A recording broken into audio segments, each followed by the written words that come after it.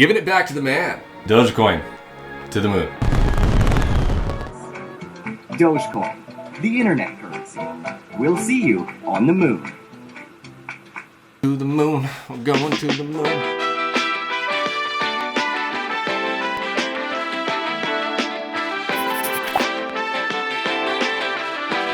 What's up, guys? I'm excited to have you. I don't usually do episodes like this, but really, what the is Dogecoin?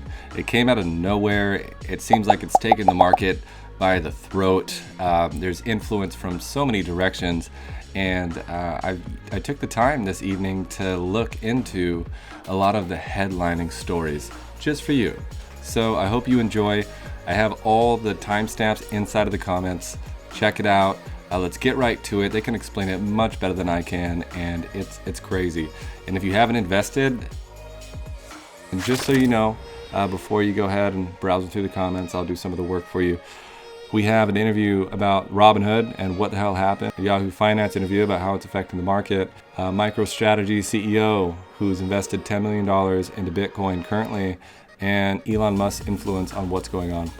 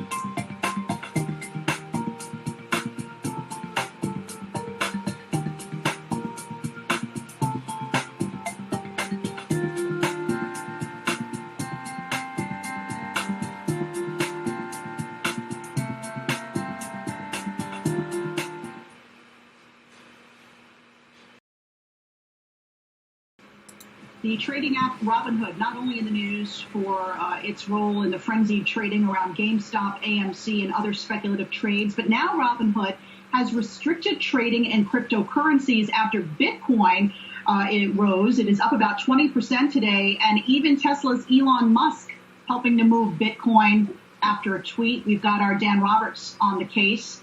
Dan, it looks like Elon Musk has been moving a lot of stocks lately, including GameStop and Etsy. What's the latest? Yeah, Alexis, Elon Musk changed his Twitter bio to just say #Bitcoin, which certainly accelerated the surge. I wouldn't attribute it all to Elon, but it probably had a big role here. And the other token that has been surging in the last few days is Dogecoin. I feel ridiculous even saying it, but it's a meme-based crypto that really has nothing behind it, no company, no business, but it's been around since 2014 and has over the years had a number of times where the price surges like crazy. Yesterday it was up more than 200%. Right now it's up about 100%. Now, because of those two coins, although Robinhood isn't explicitly saying that it's because of those two coins, Robinhood this morning turned off the ability for customers to use its instant buying feature with cryptocurrencies. So the way that works, and it is a paid feature on the app, it allows you to transfer funds from your bank account and instantly access them for buying of stocks or cryptocurrencies before the funds have actually settled. And so Robinhood has turned that off, and in a blog post and in a statement, it has cited extraordinary market conditions. So obviously Robinhood's saying, look, this is to protect customers, but cryptocurrency users of the app are not pleased, and it all comes after, we know what happened yesterday. It's the biggest story in business, the mania with GameStop and Blockbuster and all these other names, AMC, these 90s nostalgia, some people called it the mall stocks, that just went nuts after Redditors kind of ganged up and said, let's buy these names to stick it to the shorts. And we know that yesterday Robinhood temporarily halted buying of those names and courted a lot of wrath by doing so. And there's been discussion and debate over exactly why Robinhood did it. Most likely a clearinghouse liquidity issue, but now hitting the crypto function. Yes, it is. All right. Thanks so much, Dan Roberts. I want you to address the obvious. This looks like a move by an outfit called Robinhood, which is supposed to be taken from the rich and given to the poor, and doing exactly the opposite. That when the big guys, including one of your main investors in your company, started to lose, you shut down the game to starve the little guy. Fair criticism. That's not what it is at all. And I know you started this segment. It really resonated with me because you described the story of Robinhood. Robinhood started 5 years ago by pioneering commission-free, no-account minimum mobile investing. And we've been the spokesperson of the individual investor. And our whole goal as an institution is to enable those customers, empower them, and give them access to the markets. Because for the longest time, markets have been only accessible to the wealthy. And so the entire industry adopted our business model in 2019. And in 2020, we added millions of new customers. The entire industry added millions of new customers who took advantage of the market rally and became investors for the very first time. So, we had to make a very difficult decision to protect our customers and our firm. Why? But we in no way... Why? Explain why you had to do it if it wasn't to protect the guys who had shorted the stocks, which are the big hedge funds. How are you helping the little guy investors? Well, I know that there's rumors around that, we were directed by market makers or other market participants to do this. And I want to be 100% clear. This decision was not made on the direction of any market maker or other market participants. So why'd you do it? Decision. Robinhood, as a brokerage, has lots of financial requirements, SEC requirements. We have to put up money at clearinghouses. The amount of money that we have to put up depends on market volatility, and we're in a historic situation where there's a lot of activity and a lot of buying concentrated in a relatively small number of symbols that are going viral on social media. So we haven't really seen anything like this before. And to prudently manage the risk and the deposit requirements, we had to restrict buying in these 13 stocks. But customers that held them could sell throughout. Thousands of other securities and stocks on our platform were available to freely trade. And our number one priority, as you mentioned, is to make sure our platform is reliable, stable for our customers. We're serving our customers and giving them the tools. But that's exactly what's a question. We're doing everything now. in our power to turn it back on as soon as prudent. But that's the thing, is that the trust is in question, because it seems like the only people who are getting hurt were the big shots. And that if they were benefiting from this, your small investors now believe that you wouldn't have shut down the game. And just one thing without getting in the weeds here. You don't control the listing venue for GameStop. Now, I used to work in finance, so I know this stuff, but the audience doesn't need to. The New York Stock Exchange does. So if anybody was going to control the listing and shut it down, it should have been them, but it wasn't. It was you.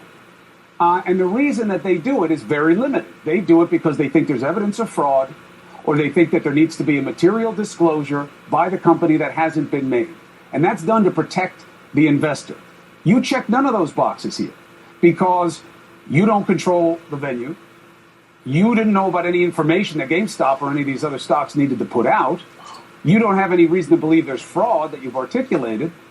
And you're certainly not protecting these people who've been living the dream of making money, especially at the expense of the big guys. So why should people believe you did this for the right reasons?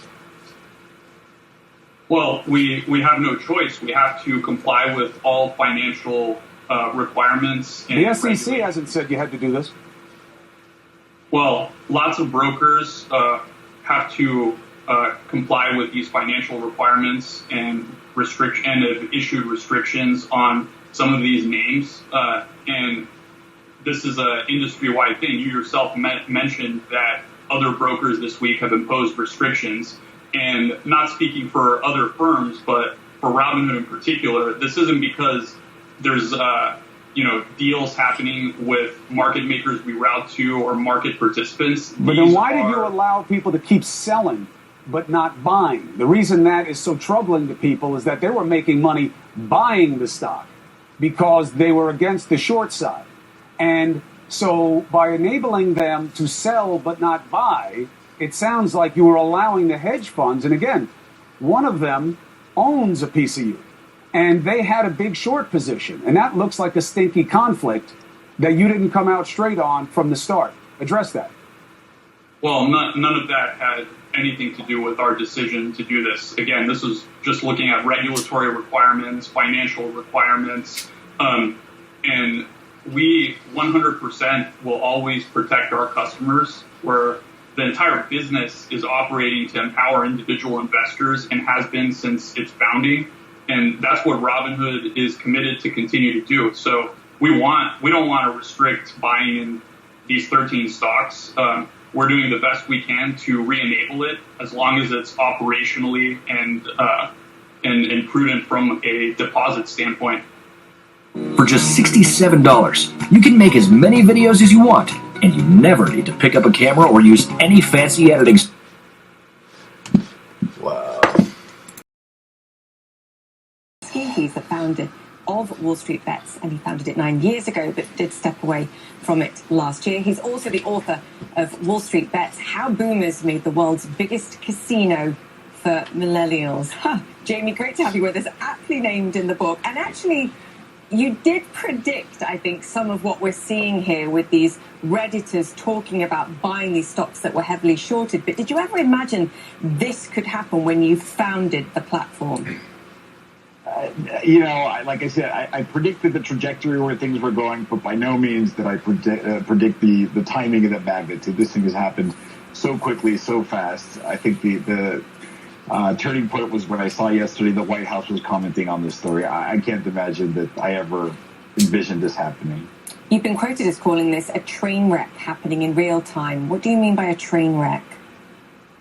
There's a lot of forces at play that have just never been tested. There's a lot of people looking and commenting on this story, looking for precedent before, and there just isn't. It's too different, the dynamics. There's too many people, the technology, the social component of it, and the regulation, which quite frankly I think was written at a time that wasn't able to predict this type of thing either. So what we're going to see, or what we're seeing, is kind of this collision between a system which is clearly not behaving the way it should be behaving, yet nobody's prepared to handle it on the regulatory side, the government side, or on the actual forum itself. We've just had a senior council member formerly at the SEC saying that there's enough regulations in place for everyone here to protect them. But I kind of agree with you. I do see a pretty seismic shift here, and it's a combination of social media platforms like Reddit that allow people to talk about what they're going to do and to debate these things and to collectively make a decision to do something, combined with what we're calling the democratization of access to financial stocks through platforms that, for the most part, are free. It's created a sort of a perfect storm that's allowed the power of the people to take on hedge funds in the way that we've seen. That's correct. There's a lot of talk about how this resembles the 90s and how there was the dot-com bubble and how there were chat rooms at those days where people would discuss things in a similar fashion. But this is fundamentally different because no longer are these people placing bets on a sports game or a horse race. They're placing bets on a market in a way that they're actually affecting the odds of the outcome. The numbers are so big, and the access, which is the key to your question, is the biggest part. Because this is so easy, free, readily available, completely gamified on people's cell phones, they're able to instantly get in there, participate, and start using these sophisticated leverage tools that are able to exploit the asymmetry of money, right? A lot of people, little money, but they're forcing the big guys they're forcing the hands of the big guys. Yeah, it's kind of sexy, making lots of money, and some people are making real amounts of money, paying off school fees, paying off mortgages. It's sexy also when the headlines say a hedge fund has got caught on the wrong side of a trade and now needs bailing out for billions of dollars by friends in the industry. Jamie, but at some point the bubble will pop and people will lose money. Is this a real movement that will go on? Because we are seeing it in stocks beyond GameStop, or do you think when people start to really lose money, then they'll go, hang on a second, I didn't know what I was doing, and it all fizzles? Let me challenge you in the framing of this question. This whole bubble popping is a boomer mentality, right?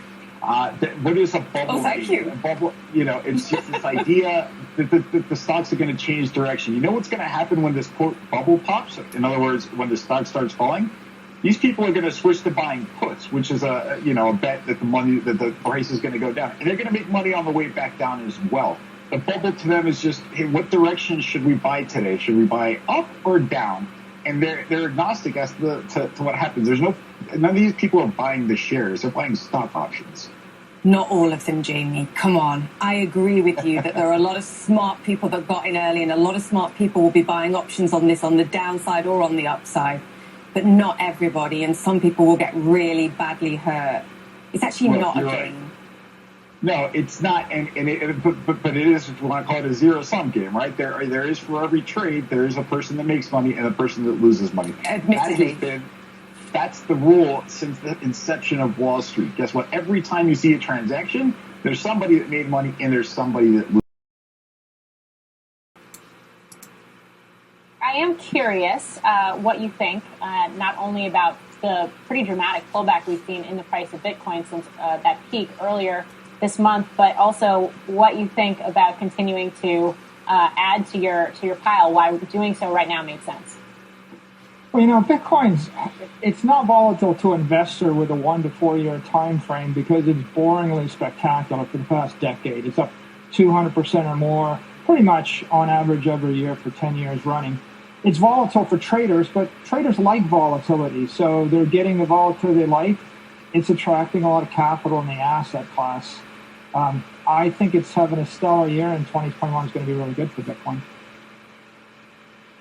Michael, it's Guy. Thanks for being here. Typically I would say you have to be a rocket scientist from MIT to understand this, but you happen to be exactly that. So I'm going to ask you this question. You're basically, first of all, I admire your temerity. I admire your passion about this. I truly do. And obviously it's reflected in your stock price. But how do the employees of the company feel about this? Because this is a huge bet in a lot of ways on the future of your company. Well, when Google and Facebook and Amazon and Apple came out and they launched their digital networks, and when the internet came along and it was a new digital network for information, people weren't quite sure if they should embrace them. But I think 30 years later, companies that know how to use the internet and know how to work with Apple and Google and Facebook and social networks are the leading edge companies, and they're winning. Our employees are pretty delighted that we're pioneers in commercializing and integrating with this digital monetary network, because this is going to be the future. And so I'm not going to ask you to play, stock market as we typically do, but what's the best case scenario for the price of Bitcoin? Like, what are you looking for? What are you planning? Because I would imagine at some point this has to come up on the earnings call, which I believe is within a week or so from now. Well, look, Bitcoin's a digital monetary network, and the asset itself is the technically superior asset. It's the ideal institutional safe haven asset. So what's the future? The future is for the flip gold. It's going to replace gold, and then after it replaces gold, it's going to become the monetary index that replaces stock indexes like the S&P 500, the Dow, the bond indexes, and the like. Because people that want to store their money, they want a safe haven store of value over the next 10 to 30 years, are going to be attracted to a digital asset that has no inflation in it. Yeah, and I think you yourself in the past have basically said that your P&L is a software company, your balance sheet is invested in Bitcoin, though. That being said, the stock is moving. Whichever way Bitcoin goes on a daily basis, the stock is moving right along with it. It's almost become a stock market proxy for crypto. How do you feel about that? Well, corporations everywhere in the world that are cash rich, they're looking at their cash and they're saying cash is a liability. They have to find an asset that's going to appreciate faster than the rate of monetary expansion. So I think what you're going to see this year is corporations are going to embrace Bitcoin either on their balance sheet like we have, because it converts a liability into an asset, or they're going to do what Square and PayPal and Grayscale have done, and they're going to build Bitcoin into their products and services, because you're talking about them all the time. Their stocks are going up. Grayscale's from $2 billion to $20 billion in assets under management in 12 months. There's a reason why they have differentiated their products and their services with a big tech monetary network that's exploding at 200% a year. I think it's going to continue for the decade. And, everybody with cash has that opportunity. So I think our employees are delighted, our shareholders are delighted, and I think you're going to see an avalanche of new companies do the same thing, either on their balance sheet or on their P&L.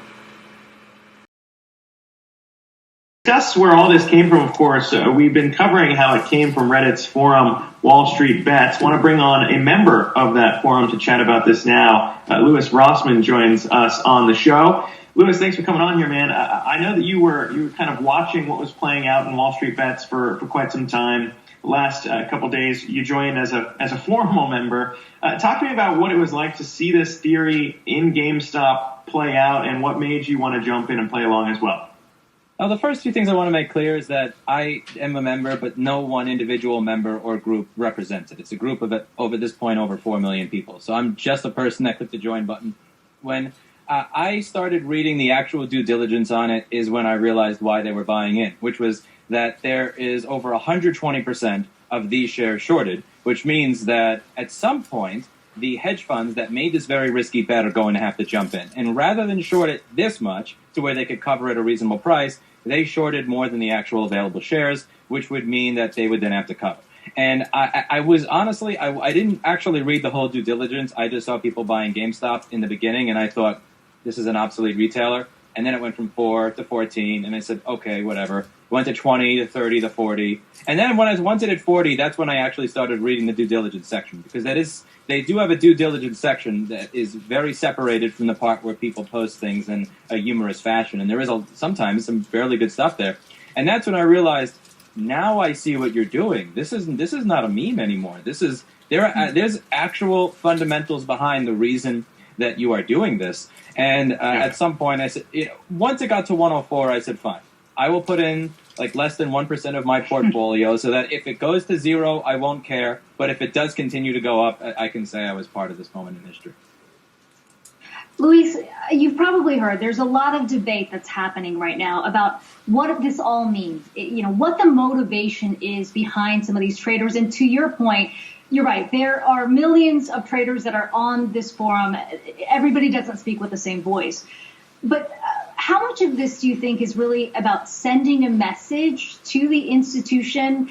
How much of it is really just about being able to play the same game and make money the same way? A big part of it was being able to play the game and make money the same way. And again, I'm just purely interpreting what I think other people are doing. I do not speak for them. But a lot of people were put out of work by the pandemic over the past year. You combine that with a lot of people that are not able to work or not able to make a living, don't have a job, and there's going to be more interesting people getting into investing as a way to make money. They have 8 hours free a day that they didn't before. So a lot of people now have time to sit there all day and read up on these things. And all of this information that they used to make the stock trade was public. The amount of shares that were short, this is all publicly available information that now that you have 8 hours a day that you didn't have before, where you can just sit there and read through this stuff, a lot of people are finding that information. So they're just deciding, okay, why don't we make trades based on this information? And they did, and they made money at it. When the point at which it started to become a real middle finger to the establishment, I believe it was when the press started covering them in a negative manner, when brokerages decided that have ownership in the companies that shorted the stock, by the way, decided, we're going to stop trading on GME. We're not going to allow you to buy anymore because it's in our financial best interest that you not be able to do that. That's when it started to become a full-blown war, in a sense, I think, between people who are incredibly, incredibly aggravated at a financial sector that appears to always win while normal people lose. There's a lot of aggravation over what happened in 2007 and 2008. There's a lot of underlying resentment for these things that have not necessarily been addressed. And what they're doing is this is a way to beat them at their own game using their own greed against them. That is what I think that's a big part of the motivation.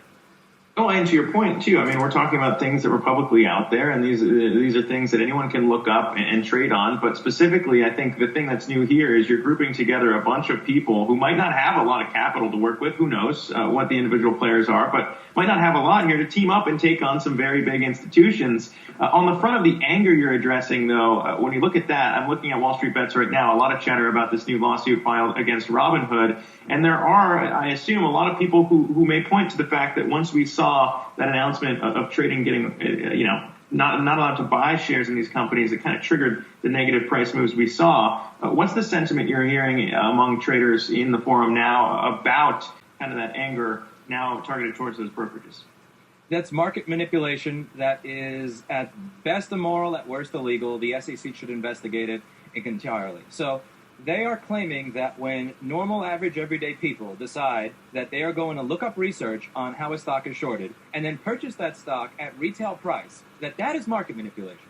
But when a company that has a financial interest in a firm that is shorting the stock says, we're not going to allow you to buy it anymore, that's not market manipulation. That's where the anger is coming from. And I think it is righteous anger at people who are skirting the rules in a way that we would not be able to skirt the rules. Would trading be halted on a stock because I was losing money? Would Agile Therapeutics get halted on December 22nd, 2017 because the FDA issued a CRL I didn't think was coming? No, that doesn't happen. But it happens when they make risky trades. And I think that there are a lot of people that are aggravated at people who make these risky trades, who do things they're not supposed to, not being held accountable. And this is an important moment because we're going to find out who is held accountable and who is to blame. And a big part of why I've been making the videos I've been making is because I saw it start to tip to the point where normal old media outlets were blaming the kids who caught the adults breaking the law rather than the adults that were breaking the law.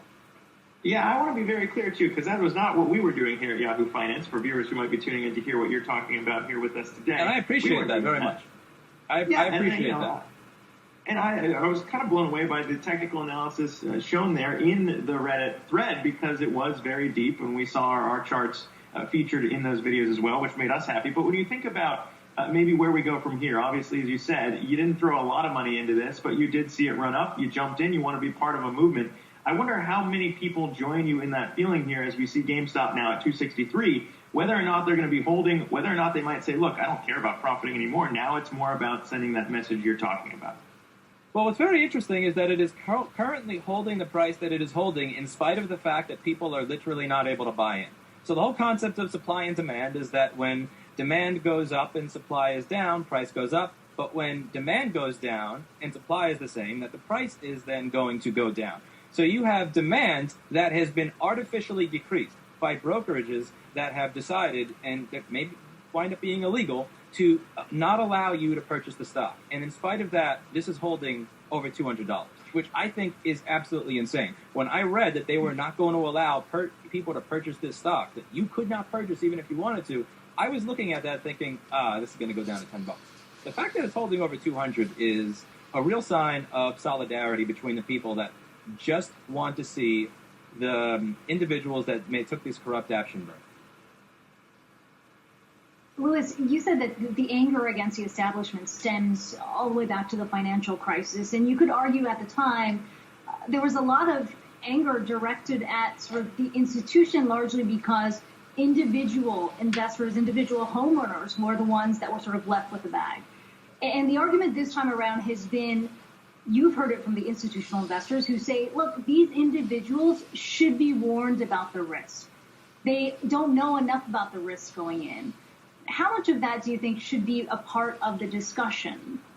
Should the regulators be able to step in and say, there needs to be more protection for the individual? I'm curious how you see that conversation playing out, given that that's been the large argument on the institutional side. Well, there is the argument that Whew. Wow, that was a lot of information. All right, guys, hopefully you'll make the smart decisions with your investments later on in the future. And hit that notification and subscribe button if you're still here. I mean, obviously, we're going to be friends, and I'll see you in the next one.